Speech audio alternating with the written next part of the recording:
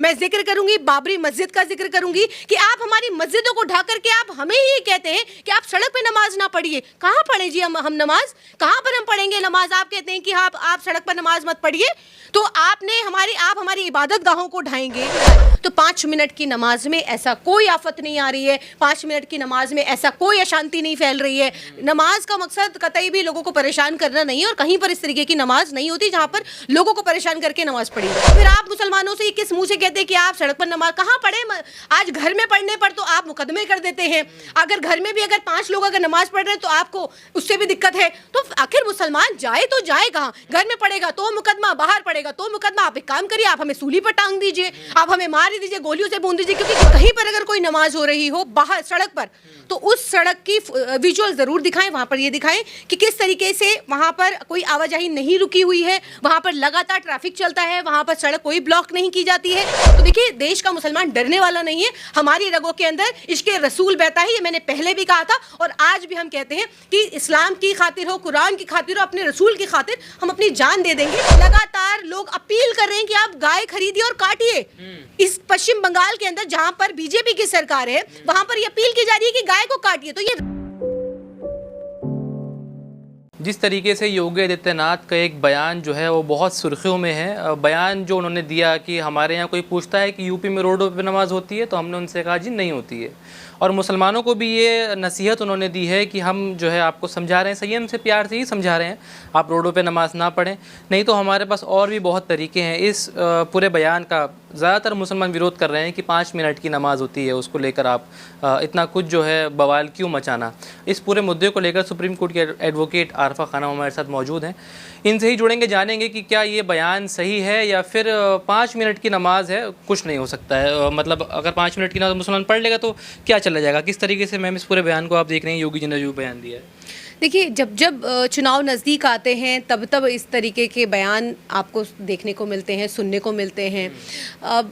UP के अंदर चुनाव है और आप जानते हैं कि जैसे ही चुनाव का बिगुल फूका जाता है वैसे ही हिंदू मुसलमान शुरू हो जाता है। योगी आदित्यनाथ मंच से कहते हैं कि देखो, उत्तर प्रदेश के अंदर सड़क पर अब नमाज नहीं होती है। हाँ, सड़क पर नमाज नहीं होती है, लेकिन सड़क पर मुजरा किया जाता है। मैं मुजरा इसलिए कह रही हूँ क्योंकि 5 मिनट की नमाज से योगी सरकार को दिक्कत है, हिंदू मुसलमान शुरू हो जाता है। लेकिन वहीं दूसरी तरफ जब कावड़ियों का आतंक होता है तो पुष्प वर्षा होती है। वहीं पर जो कुछ ऐसे जो बेरोजगार आज के वक्त में जो युवा घूम रहा है, जिसको कहीं ना कहीं धर्म का चोला पहना करके उसको ये दिखाया जा रहा है कि नहीं, आप हिंदू मुसलमान करने के लिए निकलिए, किसी की मस्जिद पर या कहीं किसी दरगाह को वहाँ पर तोड़ने फोड़ने का काम करिए, मीनारों पर चढ़ जाइए, वहाँ पर भगवा लहराने का काम करिए। तो आज के वक्त में ऐसे कुछ मैं आपको एक वीडियो दिखाना चाहूँगी कि इससे कोई शांति भंग नहीं होती। जब पूरे रोड को ब्लॉक कर दिया जाता है, पूरी सड़क को, जिस तरीके से ये जो हमारे देश के कुछ नौजवान हैं, युवा हैं, इसके अंदर हर वर्ग शामिल है, यहाँ पर कोई दिक्कत नहीं होती, यहाँ पर कोई लॉ एंड ऑर्डर ख़राब नहीं होता। लेकिन 5 मिनट की नमाज से सारा लॉ एंड ऑर्डर ख़राब हो जाता है, अशांति फैल जाती है देश के अंदर। जो मुद्दे, जो देश के असल मुद्दे हैं, चाहे वो रोज़गार की बात करें, महंगाई की बात करें, शिक्षा की बात करें, सुरक्षा की बात करें, किसानों की बात करें, एमएसपी की बात करें, वो सब मुद्दे जो हैं, जैसे ही नमाज का मुद्दा उठाया जाता है या सड़क पर नमाज बंद होती है, वैसे ही इन सारे मुद्दों की कहते हैं जड़ें पनपने लग जाती हैं, ये फूटने लग जाते हैं। और कहीं ना कहीं ऐसा लगता है कि देश के सारे मुद्दे जो हैं वो सारे योगी सरकार ने सॉल्व कर दिए। योगी जी कह रहे हैं शिफ्ट में पढ़ लीजिए ना, आप नमाज पढ़नी शिफ्ट में पढ़ लीजिए। देखिए, देश के अंदर और मुद्दे हैं, मुझे लगता है कि उस पर बात होनी चाहिए। ये देखिए, देश हिंदू मुसलमान, सिख, ईसाई, जैन, बौद्ध सबका है, लेकिन आज जिस तरीके से सिर्फ हिंदू और मुसलमान जिस तरीके से दिखाया जा रहा है, मैं कहती हूँ बहुत गलत है। मोदी जी और योगी जी के पास कोई और काम नहीं है सिर्फ इसके कि हिंदू मुसलमान करने के, मंदिर मस्जिद और बुलडोजर करने के, इन सिर्फ नफरती एजेंडे को चलाने के अलावा इनके पास कोई और दूसरा काम नहीं है।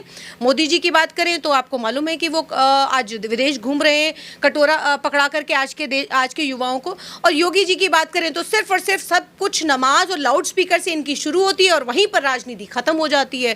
तो देखिए, देश के अंदर एकमात्र इनको लगता है कि मुद्दा ही यही है, सबसे बड़ा मुद्दा देश के अंदर नमाज इतना बड़ा मुद्दा हो गया है।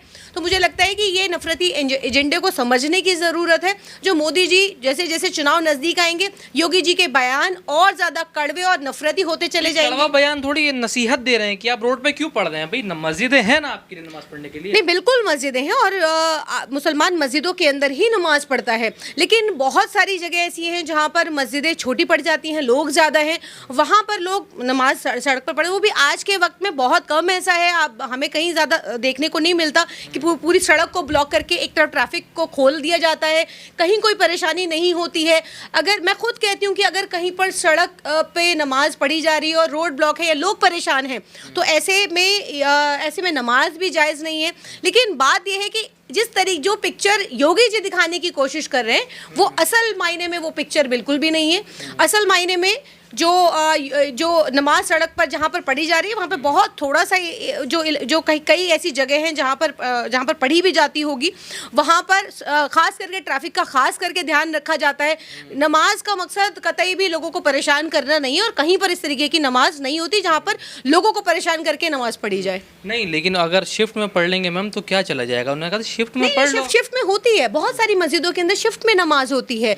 हम दिल्ली के अंदर रहते हैं, दिल्ली के अंदर हर मस्जिदों के अंदर शिफ्ट में नमाज होती है। कौन कह रहे कि शिफ्ट में नमाज नहीं होती है? 2 3 4 शिफ्टें लगती हैं नमाज की, लगती हैं, वहाँ पे शिफ्टों में नमाज होती है। तो योगी जी ने कोई ऐसी नई बात नहीं कही है कि शिफ्ट में नमाज पढ़िए। शिफ्ट में ऑलरेडी नमाज होती है कि कहीं पर कुछ टाइम होता है, कहीं पर दूसरी शिफ्ट का कुछ और टाइम होता है।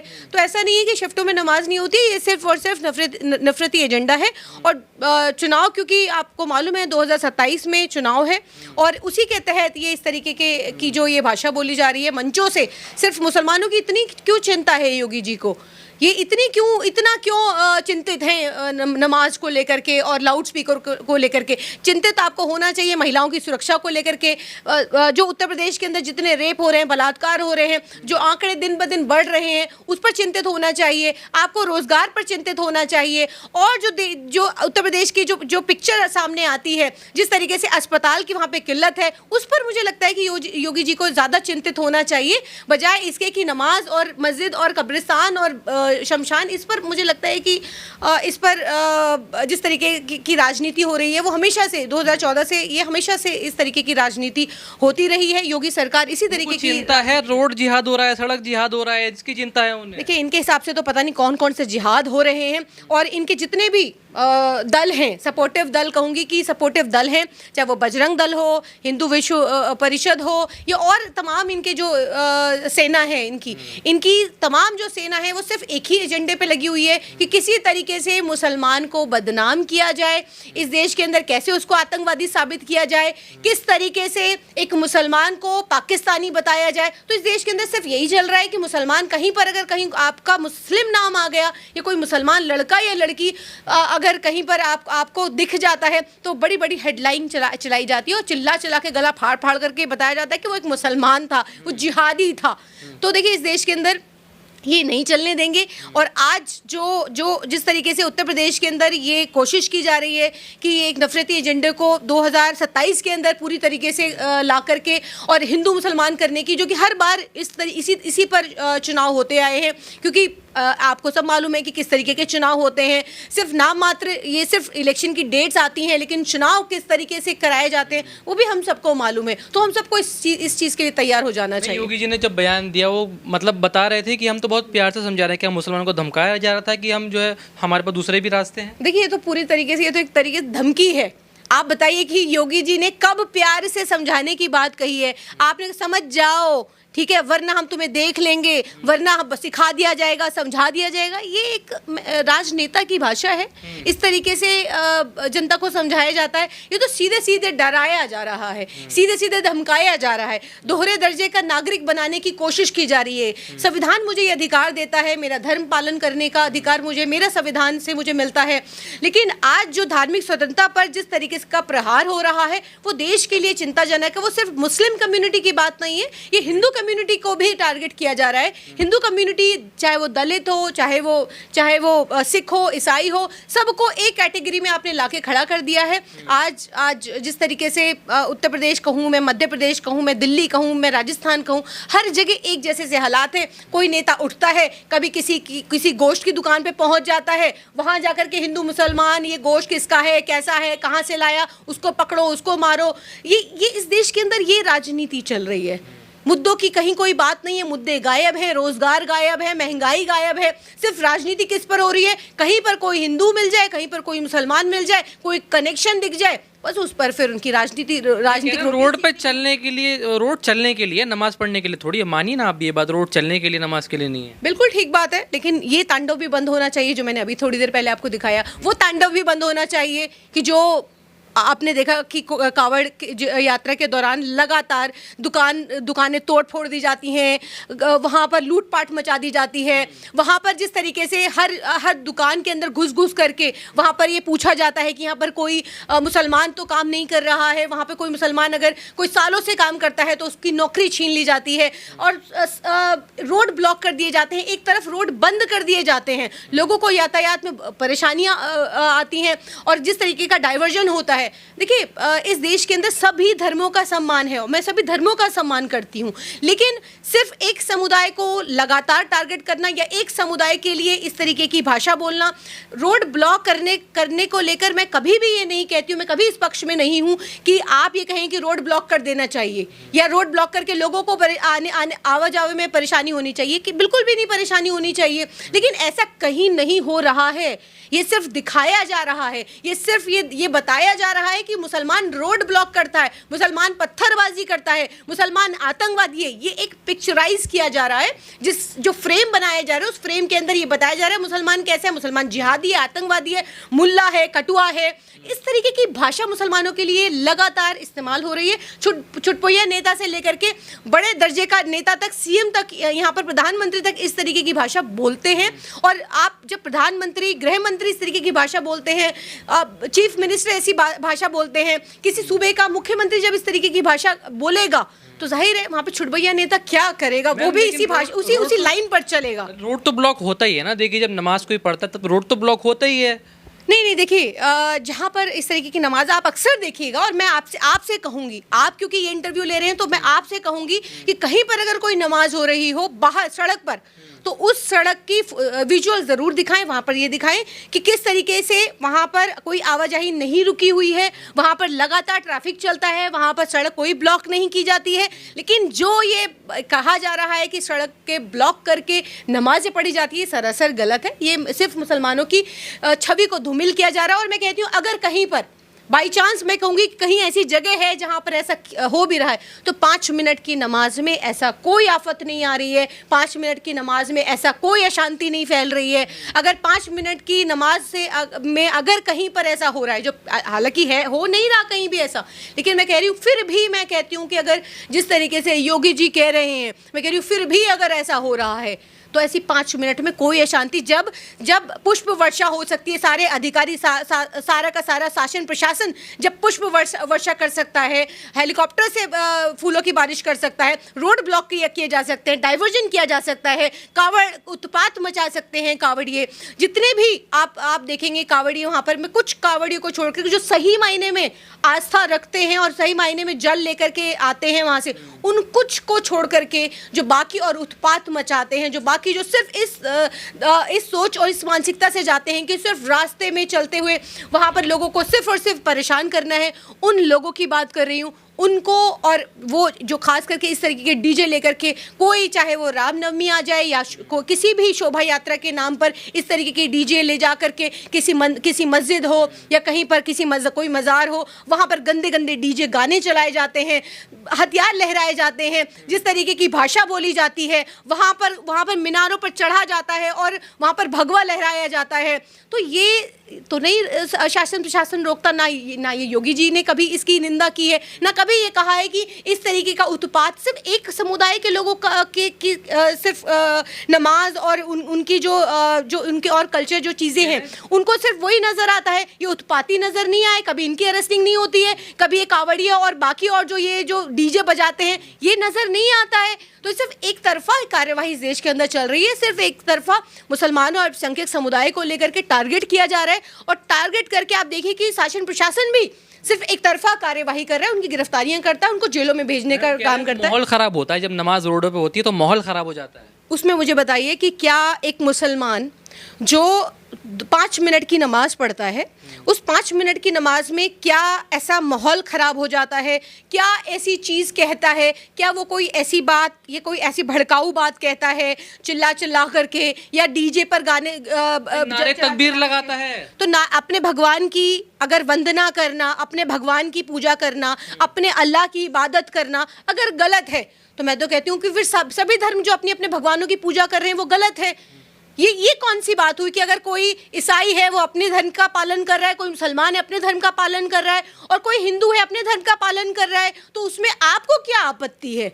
उसमें किसी को भी क्या आपत्ति हो सकती है? तो देखिए ये आपत्ति किसी को भी नहीं है, ये हिंदुओं को उकसाया जाता है नमाज पढ़ के, कोई आपत्ति नहीं है। ये सिर्फ आपत्ति सिर्फ ऐसे लोगों को है जो देश के अंदर सिर्फ और सिर्फ नफरत परोसना चाहते हैं, जो भाईचारा नहीं चाहते, गंगा जमुनी तहजीब को नहीं चाहते हैं। वो चाहते हैं हिंदू मुसलमान का टकराव हो, जैसे अंग्रेज चाहते थे फूट डालो राज करो, उसी तरीके से ये उसी नीति पर चल रहे हैं। इनको पता है विकास को कुछ नहीं किया, काम कुछ नहीं किया, किस मुंह से हम वोट मांगेंगे, सिर्फ नफरती एक एजेंडा है, नफरत से ही और हिंदू मुसलमान करके ही सिर्फ वोट लिया जा सकता है, लोगों को बेवकूफ़ बनाया जा सकता है कि हिंदू खतरे में है, हिंदू खतरे में है, हिंदू खतरे, ये खतरा दिखा करके हिंदुओं के वोट लेने का काम करते हैं। सिर्फ और सिर्फ ये बेवकूफ़ बनाया जा रहा है। और देखिए मैं आपको कहना चाहती हूँ और आपके चैनल के माध्यम से बड़ी जिम्मेदारी से इस बात को कह रही हूँ कि आज वो हिंदू भी समझ चुका है, वो ये जानता है मेजॉरिटी इनके साथ नहीं है, जो नफरत परोसने का काम करते हैं। आज देश की मेजॉरिटी परेशान है, वो भारतीय जनता पार्टी के साथ नहीं है। आप ईवीएम के बदौलत आप चुनाव जीत सकते हैं, लेकिन देश के लोग आपके साथ नहीं है। और इसका बहुत बड़ा एग्जाम्पल मैं आपको ऐसे दूंगी कि आज इस देश के अंदर एक सीजीआई का एक बयान आया, और उस बयान पर देश के अंदर कॉकरोच जनता पार्टी बन गई, और देश की सबसे बड़ी पार्टी बन करके, क्योंकि आज सब कुछ आज सोशल मीडिया के ऊपर है, आज सोशल मीडिया के ऊपर उनके फॉलोवर्स, भारतीय जनता पार्टी जो सबसे बड़ी पार्टी कहलाती है उससे ज़्यादा फॉलोवर होते हैं। इस पे मैम आएंगे, लेकिन अभी जब देखा जा रहा है बिल्कुल ईद की नमाज जो है करीब है, योगी जी का ये बयान, मुसलमान जो है वो समझ नहीं पा रहा क्या करे मुसलमान। अब नमाज तो करीब है, होता है कि ईदगाह में भी जो है फुल हो जाती है जगह, बाहर रोड पे आना पड़ता है, मुसलमान नमाज कैसे पढ़ पाएगा फिर ईद की? देखिए ये देश उनका भी है, ये देश हमारा भी है। इस देश की मिट्टी को हमने अपने खूनों से सींचा है। अगर कोई ये कहता है कि नहीं ये देश सिर्फ हमारा है, सिर्फ हिंदुओं का है, या कोई कहे कि सिर्फ मुसलमानों का है, देखिए ये देश सबका है और सबकी आस्था की का सम्मान होना चाहिए, सबकी पूजा पद्धति का सम्मान होना चाहिए। इस देश का कॉन्स्टिट्यूशन, इस देश का संविधान हमें ये अधिकार देता है, भारत के हर नागरिक को ये अधिकार देता है कि वो अपने धर्म का पूरी स्वतंत्रता के साथ, पूरी आज़ादी के साथ अपने धर्म का पालन करे। कोई भी चाहे वो मुख्यमंत्री हो या फिर छुट भैया नेता हो, किसी को ये अधिकार नहीं है कि कोई किसी के धर्म या किसी की पूजा पद्धति पर उंगली उठाए या उस पर सवाल करे। हाँ ये बात ज़रूर है, आज सिस्टम अगर ऐसा है कि आज लोग नमाज पढ़ने पर सड़क पर मजबूर हैं, तो ये भी कहीं ना कहीं सिस्टम का फेलियर है। आज जिस तरीके से मस्जिदों को ढाया जा रहा है, जिस तरीके से मज़ारों को तोड़ा जा रहा है, और आप ये कहते हैं कि मुसलमान सड़क पर नमाज ना पढ़े। अरे आप तो हमारे घर में घुस गए, हमारे घर में घुस करके हमारी इबादत गाहों को तोड़ दिया, और तोड़ करके आपने अपनी इबादत गाहें बना ली। मैं जिक्र करूंगी बाबरी मस्जिद का जिक्र करूंगी कि आप हमारी मस्जिदों को ढा करके आप हमें ही आप कि आप सड़क पे नमाज ना पढ़िए। कहाँ पढ़े जी हम नमाज, कहाँ पर हम पढ़ेंगे नमाज? आप कहते हैं कि आप सड़क पर नमाज मत पढ़िए, तो आप हमारी इबादत गाहों को ढाएंगे, आप हमारी मस्जिद और मदरसों को तोड़ेंगे, और फिर आप कहेंगे कि बाबरी के अलावा तो और मस्जिद भी है ना, बाबरी में ही पढ़नी है। आप काशी हो, मथुरा हो, बाबरी हो, सब तो कहते हैं कि इस देश के अंदर सारी मस्जिदों को छीना जाएगा। सबके नीचे आप मंदिर ढूंढने का काम करते हैं। हर किसी ASI जो सर्वे होते हैं उसके अंदर आपको लगता है कि सिर्फ मंदिर के अवशेष यहाँ उसके अंदर मिलते हैं। तो मुझे बताइए ना कि देश की बाकी और मस्जिदों को तो आप, जैसे फैज इलाही मस्जिद थी, इसको कई सौ साल पुरानी मस्जिद थी, उसको आप ढाने का काम कर रहे हैं। आप मध्य प्रदेश की एक मस्जिद, बहुत हजारों साल पुरानी मस्जिद को आप ये कहते हैं, कमाल मौला मस्जिद की बात कर रही हूँ, आप ये कहते हैं कि ये हमारा मंदिर था। तो बताइए, हर इबादत गाहों के नीचे आप मंदिर ढूंढते हैं। और वही मैं कह रही हूँ कि आप भोजशाला की बात अगर हम करें तो उसके अंदर, जबकि सलमान खुर्शीद साहब ने उस पर बहुत अच्छी बहस की थी और उसके अंदर बहुत सारे फैक्ट्स ऐसे थे कि जो इनके खिलाफ भी थे, लेकिन बावजूद अदालत से जो फैसला आया, बावजूद जिस तरीके से बाबरी का फैसला आया था उसी तरीके से ये फैसला भी आया। तो देखिए, हर इबादत गाह के नीचे तो आपको मंदिर नजर आता है। तो फिर आप मुसलमानों से किस मुंह से कहते हैं कि आप सड़क पर नमाज कहाँ पढ़े? आज घर में पढ़ने पर तो आप मुकदमे कर देते हैं। अगर घर में भी अगर 5 लोग अगर नमाज पढ़ रहे हैं तो आपको उससे भी दिक्कत है। तो आखिर मुसलमान जाए तो जाए कहाँ? घर में पड़ेगा तो मुकदमा, बाहर पड़ेगा तो मुकदमा। आप एक काम करिए, आप हमें सूली पर टांग दीजिए, आप हमें मार ही दीजिए, गोलियों से भून दीजिए। क्योंकि घरों पर तो बुलडोजर चलाए जा रहे हैं, छतों पर कहें, घरों के अंदर कहें, तो हर घर के अंदर आप FIR कर रहे हैं। जहां पर चाहे वो एयरपोर्ट हो, चाहे कोई ऐसी जगह हो जहां पर ये परमिशन भी है कि जहां पर आप अपनी पूजा पद्धति को आप पूरी स्वतंत्रता के साथ वहां पर अदा कर सकते हैं, बावजूद इसके कि आपको वहां पर भी दिक्कत है। अगर मुसलमान को ट्रेन में बैठकर सफ़र करते हुए अपनी सीट पर बैठ करके अगर नमाज पढ़ता है तो वहां पर उसको मार करके, पीट करके उसको मार दिया जाता है। उसकी दाढ़ी और टोपी देख करके आपको दिक्कत हो जाती है। तो देखिए, ये ड्रामा और ये नौटंकी, ये तमाशा करना बंद करिए। और ये इस तमाशों को हम खूब समझते हैं। ये किसी भी तरीके की धमकी या आप किसी भी तरीके से डराने की कोशिश कर रहे हैं तो देखिए, देश का मुसलमान डरने वाला नहीं है। हमारी रगों के अंदर इश्क़ रसूल बहता है। ये मैंने पहले भी कहा था और आज भी हम कहते हैं कि इस्लाम की खातिर हो, कुरान की खातिर हो, अपने रसूल की खातिर हम अपनी जान दे देंगे। आप हमें नमाज पढ़ने से रोकना चाहते हैं, आप हमें कुरान पढ़ने से रोकना चाहते हैं, आप हमें हमारी इबादत करने से रोकना चाहते हैं। आप हमें बनाना क्या चाहते हैं? आप हमें ये चाहते हैं कि दूसरे दर्जे का नागरिक बनकर के इस देश का मुसलमान रह जाए। अरे, इस देश के मुसलमानों ने खुद चुना था, वो नहीं गए थे पाकिस्तान। ये उनकी खुद की चॉइस थी कि हम यहाँ पर रहेंगे, यहाँ पर हमारी मीनारें हैं, हमारे किले हैं, हमारी यहाँ पर इबादत गाहें हैं, हमारे बुजुर्गों की कब्रें हैं। ये हमें मौका था, हमने चॉइस किया था। ये आपको नहीं मिला था, ये मौका हमें मिला था। तो इस देश का मुसलमान उतना ही वतन परस्त है। अगर आप बार बार उसको ये कहेंगे कि आपको अपनी नागरिकता साबित करनी पड़ेगी, आपको सर्टिफिकेट देना पड़ेगा या आप हमें सर्टिफिकेट बांटेंगे, तो देखिए, इस देश का मुसलमान अपने वतन से, अपने मुल्क से वो बहुत ज़्यादा मोहब्बत करता है। इसका सर्टिफिकेट आपको देने की ज़रूरत नहीं है। आखिरी सवाल आपसे लूँगा। अभी जिस तरीके से बकरीद नज़दीक है और अब देखा ये जा रहा है, जो वहाँ पर गाय की कुर्बानी हुआ करती थी पश्चिम बंगाल में, अब एक इमाम है, उन्होंने उसकी मना कर दिया है कि वहाँ पे जो है आप कुर्बानी बकरे की करें। लेकिन क्या है, वहाँ हिंदू परेशान हो गए बंगाल में। हिंदू कह रहे हैं कि हमारी जो है पेट पे लात बीजेपी ने मार दी है। देखिए, बड़ी आश्चर्य की बात है कि मैं अक्सर देखती हूँ कि सड़क पर गाय को मैं देखती हूँ कि कचरा खाती हैं, प्लास्टिक खाती हैं, और बड़ा अफसोस होता है मुझे ये देखकर कि जिस देश के अंदर लगातार, इसमें मुसलमान भी और इसमें मैं भी शामिल हूँ, कि जहाँ पर ये कहा जाता है कि कोई मुसलमान कैसे गाय से मोहब्बत कर सकता है। बिल्कुल कर सकता है गाय का, क्योंकि हमारे घरों के अंदर उसी गाय का दूध आता है, हमारे बच्चे उसी गाय का दूध पीते हैं, और हम कहते हैं इस गाय को राष्ट्रीय पशु जो है वो घोषित किया जाना चाहिए।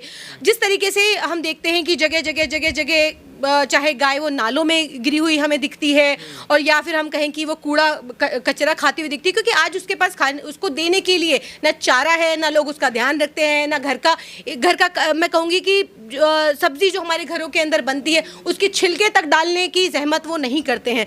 तो कहीं पर कूड़े का ढेर है, वहाँ पर आप देखेंगे कि गाय वहाँ पे बहुत बेशुमार गाय वहाँ पे खड़ी रहती हैं।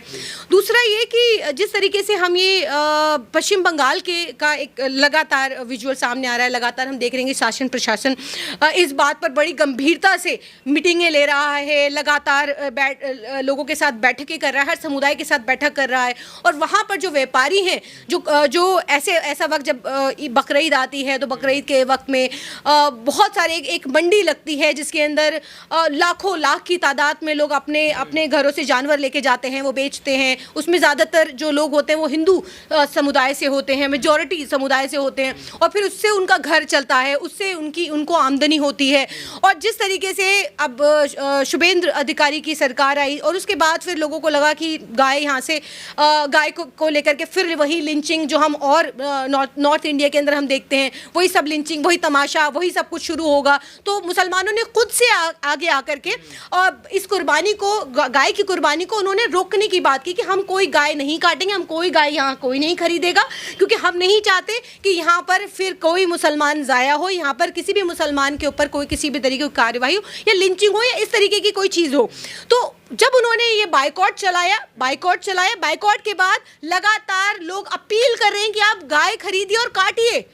इस पश्चिम बंगाल के अंदर जहां पर बीजेपी की सरकार है, वहां पर ये अपील की जा रही है कि गाय को काटिए। तो ये राजनीति जहां पर इनको सूट करती है, चाहे वो असम हो, गोवा हो, पश्चिम बंगाल हो, अब तो जहां पर इनको सूट करती है वहां पर आप गाय काट भी सकते हैं, खा भी सकते हैं और ये खिला भी सकते हैं। लेकिन जहां पर इनको लगता है कि जहां पर राजनीतिक रोटियां सेकने की जरूरत है, वहां पर गाय माता बन जाती हैं, वहाँ पर राष्ट्रीय पशु की बात हो जाती है, घोषित होना चाहिए। वहाँ पर मुसलमान लड़कों की लिंचिंग तक हो जाती है। हरियाणा के हम नासिर और जुनैद की हत्या हुई, वो सब हम जानते हैं और याद है हमें कि किस तरीके से उनको जिंदा जला दिया गया। ऐसे पता नहीं कितने लोग हैं, अखलाक, पहलू खान, ऐसे कितने ऐसे लंबी फहरिस्त है जिसको अगर हम सीरियल वाइज अगर हम लेकर के हम कहना शुरू करें तो शायद ये रात बीत जाएगी, वो दास्तान ही नहीं ख़त्म होगी। लेकिन पश्चिम बंगाल में एक बार फिर से आपको अधिकार है कि आप गाय काटिए भी, खाइए भी और खिलाइए भी।